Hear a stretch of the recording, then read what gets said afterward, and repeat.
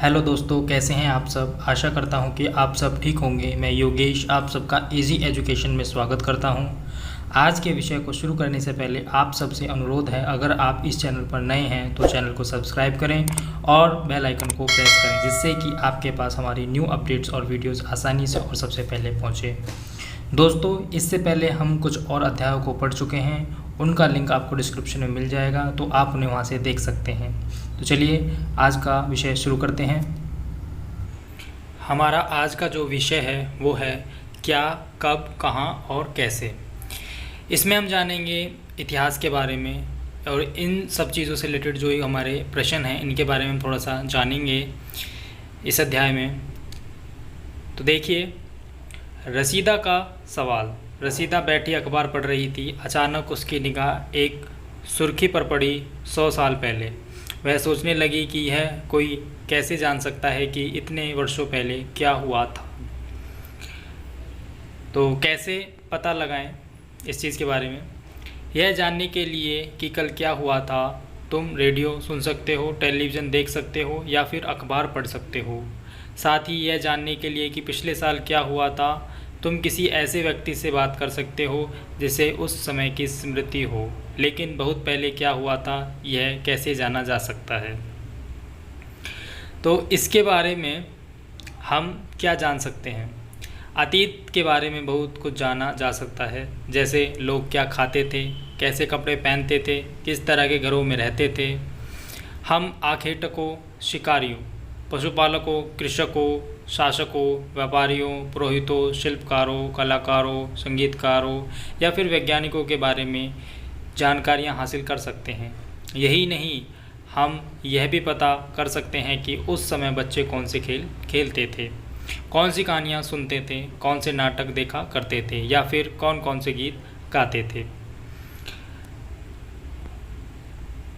लोग कहाँ रहते थे। मानचित्र 1 पृष्ठ 2 में नर्मदा नदी का पता लगाओ। तो देखिए, एक बार मानचित्र को देख लें। यह है हमारा मानचित्र। इसमें देखिए नर्मदा नदी कहाँ पर है। तो नर्मदा नदी ये इस जगह पे, यहाँ पे ये वाली नदी, ये आपकी नर्मदा नदी है। ठीक है। तो कई लाख वर्ष पहले से लोग इस नदी के तट पर रह रहे हैं। यहाँ रहने वाले आरंभिक लोगों में से कुछ कुशल संग्राहक थे, जो आसपास के जंगलों की विशाल संपदा से परिचित थे। अपने भोजन के लिए वे जड़ों, फलों तथा जंगल के अन्य उत्पादों का यहीं से संग्रह किया करते थे। वे जानवरों का आखेट शिकार भी करते थे। अब तुम उत्तर पश्चिम की सुलेमान और गिरधर पहाड़ियों का पता लगाओ। तो देखिए, इसमें ये रही यहाँ पे आपकी गिरधर पहाड़ी। ठीक है, आगे चलते हैं। इसी क्षेत्र में कुछ ऐसे स्थान हैं जहाँ लगभग 8000 वर्ष पूर्व स्त्री पुरुषों ने सबसे पहले गेहूँ तथा जौ जैसी फसलों को उपजाना आरंभ किया। उन्होंने भेड़, बकरी और गाय बैल जैसे पशुओं का पालतू बनाना शुरू किया। ये लोग गाँव में रहते थे। उत्तर पूर्व में गारो तथा मध्य भारत में विंध्य पहाड़ियों का पता लगाओ। तो देखिए, उत्तर पूर्व में यहाँ पे ये रही गारो की पहाड़ियाँ। ठीक है, और इधर ये रही विंध्य पहाड़ियाँ मध्य में। ठीक है। तो ये कुछ अन्य ऐसे क्षेत्र थे जहाँ कृषि का विकास हुआ, जहाँ सबसे पहले चावल उपजाया गया। वे स्थान विंध्य के उत्तर में स्थित थे। मानचित्र पर सिंधु तथा इसकी सहायक नदियों का पता लगाने का प्रयास करो। तो देखिए, एक बार मानचित्र में यहाँ पे ये आपकी सिंधु नदी है और इसकी जो सहायक नदियाँ हैं वो हैं सतलुज नदी, रावी, चेनाब नदी, झेलम, व्यास, काबुल। तो ये इसकी सहायक नदियाँ हैं। ठीक है। सहायक नदियाँ उन्हें कहते हैं जो एक बड़ी नदी में मिल जाती हैं। लगभग 4700 वर्ष पूर्व इन्हीं नदियों के किनारे कुछ आरंभिक नगर फले फूले। गंगा व इसकी सहायक नदियों के किनारे तथा समुद्री तटवर्ती इलाकों में नगरों का विकास लगभग 2500 वर्ष पूर्व हुआ। गंगा तथा इसकी सहायक नदी सोन का पता लगाओ। तो देखिए, ये रही आपकी गंगा नदी और ये रही इस आपकी सोन नदी जो इसकी सहायक नदी है, यहाँ पे आके ये मिलती है इससे। ठीक है,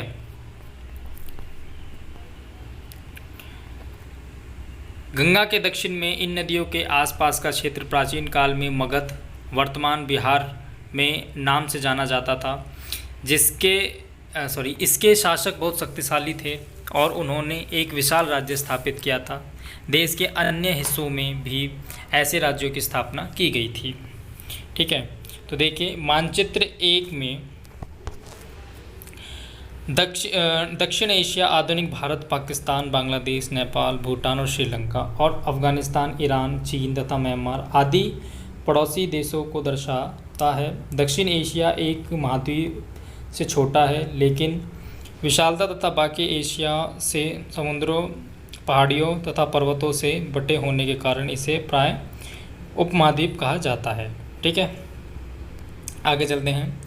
लोगों ने सदैव उपमहाद्वीप के एक हिस्से से दूसरे हिस्से तक यात्रा की। कभी कभी हिमालय जैसे ऊंचे पर्वतों, पहाड़ियों, रेगिस्तान, नदियों तथा समुद्रों के कारण यात्रा जोखिम भरी होती थी। फिर भी ये यात्रा उनके लिए असंभव नहीं थी।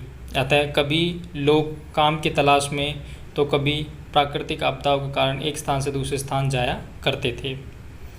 कभी कभी सेनाएं दूसरे क्षेत्रों पर विजय हासिल करने के लिए जाती थी। इसके अतिरिक्त व्यापारी कभी काफिले में तो कभी जहाज़ों में अपने साथ मूल्यवान वस्तु लेकर एक स्थान से दूसरे स्थान जाते रहते थे।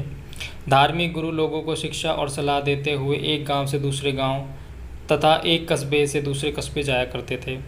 कुछ लोग नए और रोचक स्थानों को खोजने की चाह में उत्सुकतावश भी यात्रा किया करते थे।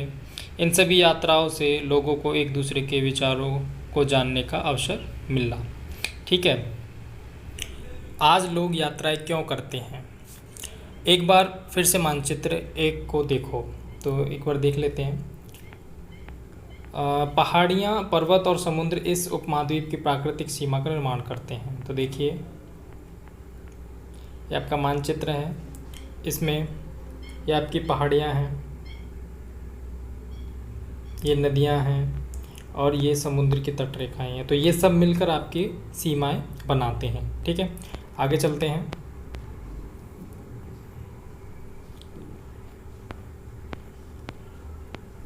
हालांकि लोगों के लिए इन सीमाओं को पार करना आसान नहीं था। जिन्होंने ऐसा चाहा वे ऐसा कर सके। वे पर्वतों की ऊंचाई को छू सके तथा गहरे समुद्रों को पार कर सके। उपमहाद्वीप के बाहर से भी कुछ लोग यहाँ आए और यहीं बस गए। लोगों के इस आवागमन ने हमारी सांस्कृतिक परंपराओं को समृद्ध किया। कई सौ वर्षों से लोग पत्थर को तराशने, संगीत रचने और यहाँ तक कि भोजन बनाने के नए तरीकों के बारे में एक दूसरे के विचारों को अपनाते रहे। तो देखिए देश का नाम हमारा भारत या फिर इंडिया कैसे पड़ा, उसके बारे में थोड़ा सा देख लेते हैं। अपने देश के लिए हम प्राय इंडिया तथा भारत जैसे नामों का प्रयोग करते हैं। इंडिया शब्द इंडस से निकला है, जैसे संस्कृत में सिंधु कहा जाता है। ठीक है, इंडिया शब्द इंडस से निकला है, जिसे संस्कृत में सिंधु कहा जाता है। अपने एटलस में ईरान और यूनान का पता लगाओ। लगभग 2500 वर्ष पूर्व उत्तर पश्चिम की ओर से आने वाले ईरानियों और यूनानियों ने सिंधु को हिंदोश अथवा इंदोश और इस नदी के पूर्व में स्थित भूमि प्रदेश को इंडिया कहा। ठीक है, किसने कहा था? ईरानियों और यूनानियों ने। ठीक है, भरत नाम का प्रयोग उत्तर पश्चिम में रहने वाले लोगों के एक समूह के लिए किया जाता था। इस समूह का उल्लेख संस्कृत की आरंभिक कृति ऋग्वेद में भी मिलता है। बाद में इसका प्रयोग देश के लिए होने लगा। ठीक है, लगभग कितने वर्ष पूर्व? 3500 वर्ष पूर्व। चलिए आगे देखते हैं, अतीत के बारे में कैसे जानें। तो इससे पहले ये एक हमें लेख दे रखा है, इसको एक बार पढ़ लेते हैं। ताड़पत्रों से बनी पांडुलिपि का एक पृष्ठ देखिए। यह पांडुलिपि लगभग 1000 वर्ष पहले लिखी गई थी। किताब बनाने के लिए ताड़ के पत्तों को काटकर उनके अलग अलग हिस्सों को एक साथ बांध दिया जाता था। भोज पेड़ की छाल से बनी ऐसी ही एक पांडुलिपि को तुम यहाँ देख सकते हो। तो देखिए ये वाली एक पांडुलिपि है, ठीक है। तो पहले हमारा जो इतिहास लिखा जाता तो ऐसे पत्तों पे, पेड़ के पत्तों पे या फिर पेड़ की छाल पे ऐसे लिख दिया जाता था, ठीक है। तो वहीं से उन चीज़ों को हमने देखा और हम आगे उन सब चीज़ों को सामने लेके आए हैं, ठीक है। आगे चलते हैं। तो देखिए अतीत के बारे में कैसे जानें। अतीत की जानकारी हम कई तरह से प्राप्त कर सकते हैं। इनमें से एक तरीका अतीत में लिखी गई पुस्तकों को ढूंढना और पढ़ना है। ये पुस्तकें हाथ से लिखी होने के कारण पांडुलिपि कही जाती है। अंग्रेजी में पांडुलिपि के लिए उपयुक्त होने वाला मैन्यूस्क्रिप्ट शब्द लैटिन शब्द मैनु, जिसका अर्थ हाथ है, से निकला है। ये पांडुलिपियाँ प्रायः ताड़पत्रों तथा हिमालय क्षेत्र में उगने वाले भुर्ज नामक पेड़ की छाल से विशेष तरीके से तैयार भोजपत्र पर लिखी मिलती हैं, ठीक है। आगे चलते हैं। इतने वर्षों में इनमें से कई पांडुलिपियों को कीड़ों ने खा लिया तथा कुछ नष्ट कर दी गई। फिर भी ऐसी कई पांडुलिपियाँ आज भी उपलब्ध हैं। प्रायः ये पांडुलिपियाँ मंदिरों और विहारों में प्राप्त होती हैं। इन पुस्तकों में धार्मिक मान्यताओं व व्यवहारों, राजाओं के जीवन, औषधियों तथा विज्ञान आदि सभी प्रकार के विषयों की चर्चा मिलती है। इनके अतिरिक्त हमारे यहाँ महाकाव्य, कविताएँ तथा नाटक भी हैं। इनमें से कई संस्कृत में लिखे हुए मिलते हैं, जबकि अन्य प्राकृत तथा तमिल में हैं। प्राकृत भाषा का प्रयोग आम लोग करते थे, ठीक है। तो आम लोग किस भाषा का प्रयोग करते थे? प्राकृत भाषा का, ठीक है। हम अभिलेखों का भी अध्ययन कर सकते हैं। ऐसे लेख पत्थर अथवा धातु जैसी अपेक्षाकृत कठोर सतहों पर उत्कीर्ण किए गए मिलते हैं। कभी कभी शासक अथवा अन्य लोग अपने आदेशों को इस तरह उत्कीर्ण करवाते थे ताकि लोग उन्हें देख सके, पढ़ सके तथा उनका पालन कर सकें। कुछ अन्य प्रकार के अभिलेख भी मिलते हैं जिनमें राजाओं तथा रानियों सहित अन्य स्त्री पुरुषों ने भी अपने कार्यों के विवरण उत्कीर्ण करवाए हैं। उदाहरण के लिए प्राय शासक लड़ाइयों में अर्जित विजयों का लेखा जोखा रखा करते थे, ठीक है। तो देखिए यहाँ पे एक लेख दे रखा है, इसको पढ़ लेते हैं। लगभग 2250 वर्ष पुराना यह अभिलेख वर्तमान अफ़गानिस्तान के कंधार से प्राप्त हुआ है। यह अभिलेख अशोक नामक शासक के आदेश पर उत्कीर्ण करवाया गया था। इस शासक के विषय में तुम अध्याय 8 में पढ़ोगी। जब हम कुछ लिखते हैं तब हम किसी लिपि का प्रयोग करते हैं। लिपियाँ अक्षरों अथवा संकेतों से बनी होती हैं। जब हम कुछ बोलते अथवा पढ़ते हैं तब हम एक भाषा का प्रयोग करते हैं। यह अभिलेख इस क्षेत्र में उपयुक्त होने वाली यूनानी तथा अरामेइक नामक दो विभिन्न लिपियों तथा भाषाओं में है, ठीक है। तो 21 भाषाओं में और किस लिपि में है? ये यूनानी तथा अरामेइक में, ठीक है। तो देखिए, क्या तुम बता सकते हो कि कठोर सतह पर लेख लिखवाने के लिए क्या लाभ थे? ऐसा करवाने में क्या क्या कठिनाइयाँ आती थी? तो देखिए, इसके अतिरिक्त अन्य कई वस्तुएं अतीत में बनी और प्रयोग में लाई जाती थी। ऐसी वस्तुओं का अध्ययन करने वाला व्यक्ति पुरातत्वविद कहलाता था। क्या कहलाता था? पुरातत्वविद। पुरातत्वविद पत्थर और ईंट से बनी इमारतों के अवशेषों, चित्रों तथा मूर्तियों का अध्ययन करते थे। तो किसका अध्ययन करते थे? पत्थर, ईंटों, इमारतों और मूर्तियों के अध्ययन किया करते थे। वे औजारों, हथियारों, बर्तन, आभूषणों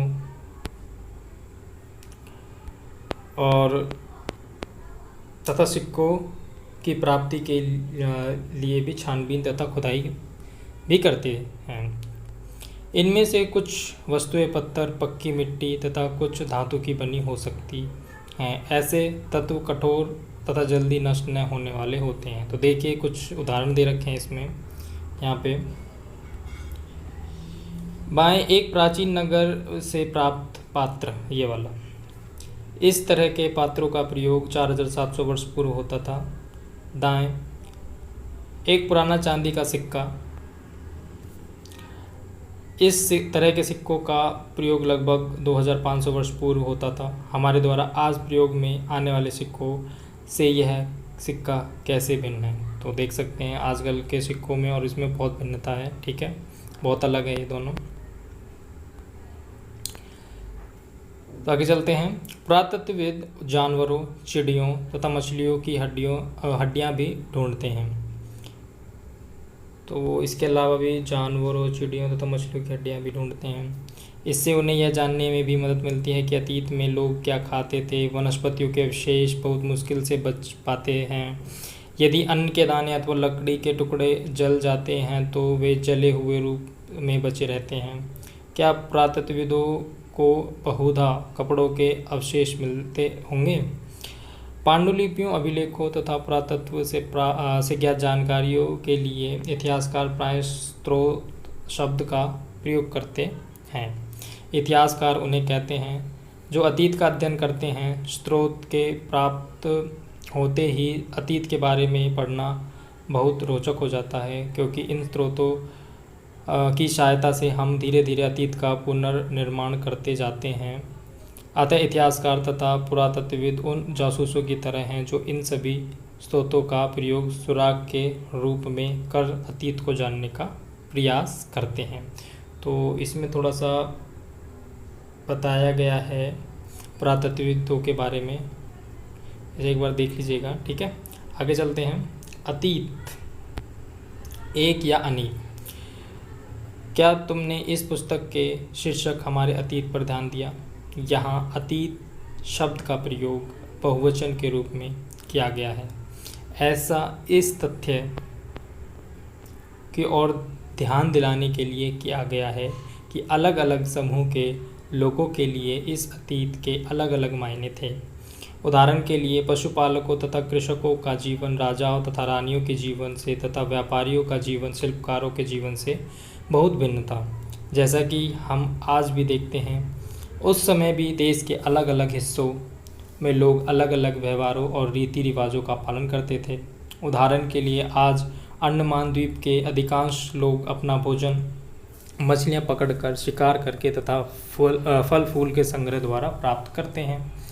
इसके अतिरिक्त शहरों में रहने वाले लोग खाद्य आपूर्ति के लिए अन्य व्यक्तियों पर निर्भर करते हैं। इस तरह के भेद अतीत में भी विद्यमान थे।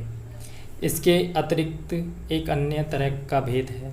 उस समय शासक अपनी विजयों का लेखा जोखा करते थे या रखते थे। यही कारण है कि हम उन शासकों तथा उनके द्वारा लड़ी जाने वाली लड़ाइयों के बारे में काफ़ी कुछ जानते हैं, जबकि शिकारी, मछुआरे, संग्राहक, कृषक अथवा पशुपालक जैसे आम आदमी प्राय अपने कार्यों का लेखा जोखा नहीं रखते थे। पुरातत्व की सहायता से हमें उनके जीवन को जानने में मदद मिलती है, हालांकि अभी भी इनके बारे में बहुत कुछ जानना शेष है। तो देखिए, तिथियों का मतलब, तिथियों का क्या महत्व है और वो उनसे क्या हम जान सकते हैं, उन सब चीज़ों के बारे में देख लेते हैं। तो अगर कोई तुमसे तिथि के विषय में पूछे तो तुम शायद उस दिन की तारीख, माह, वर्ष जैसे कि 2000 या इसी तरह का कोई और वर्ष बताओगे। वर्ष की यह गणना ईसाई धर्म प्रवर्तक ईसा मसीह के जन्म की तिथि से की जाती है। अतः 2000 वर्ष कहने का तात्पर्य ईसा मसीह के जन्म के 2000 वर्ष के बाद से है। तो देखिए, ये कुछ इम्पोर्टेंट जानकारियां हैं, इनको प्लीज़ एक बार देख लीजिएगा।